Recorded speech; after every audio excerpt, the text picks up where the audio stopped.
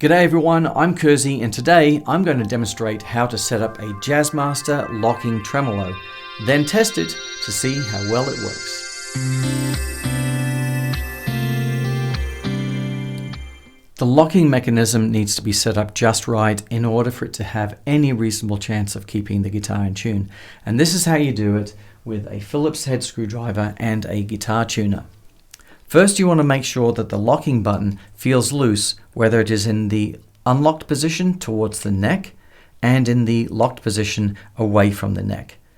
Then you want to bring the guitars into tune as close as possible while it's in the locked position.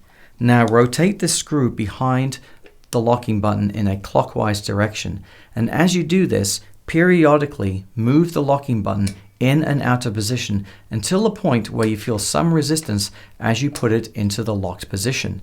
This is the point where the internal screw blocks the floating tremolo from lifting up, which is what happens when tension is released in the strings.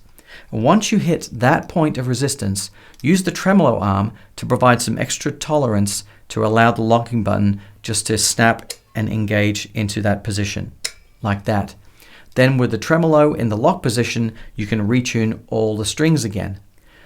Move it out of the locked position and adjust the screw again and go backwards and forwards. It's an iterative process until you want to get to the point where you need to tap the tip of the tremolo arm just slightly in order to get the button to engage while in the locked position. And when you're in that position, all the strings should be in tune. Now we're ready to test it all out. With all the strings in tune now and the tremolo locked in position, I will detune the E string down to a D. There's my D. Let's hear a D chord. Now let's go string by string and check the tuning.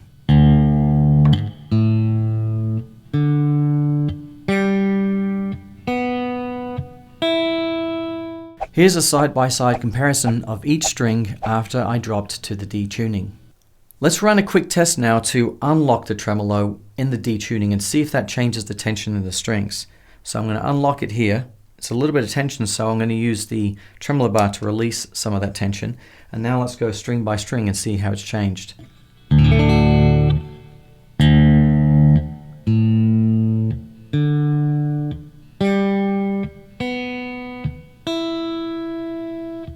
You can see that without the locking tremolo engaged, each of the strings are a little sharp. So clearly, having the locking tremolo helps with a dropped D tuning to keep the strings in tune. Now, with the guitar back in standard tuning, for the next test, I'm going to break the D string. I don't like doing this, but gotta do it. All right, let's see how my E chord sounds now.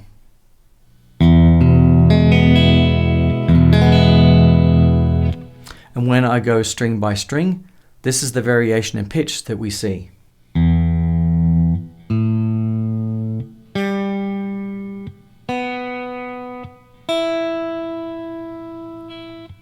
As you can see pretty clearly, each of the strings are a little sharp in their tuning. So the locking tremolo did not do a very good job of keeping those strings in tune when the string was snapped. Let's run another small test now and disengage the locking tremolo to see how bad it would be without the tremolo lock at all. Now we can go string by string and see how much the pitch has adjusted this time.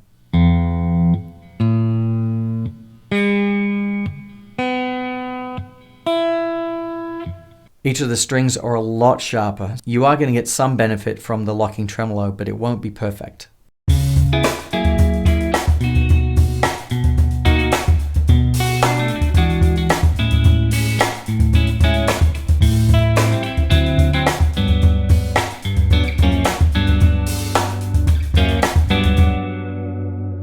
So there you have it. If you adjust the locking tremolo correctly, it is possible to keep the guitar in tune with a dropped D tuning.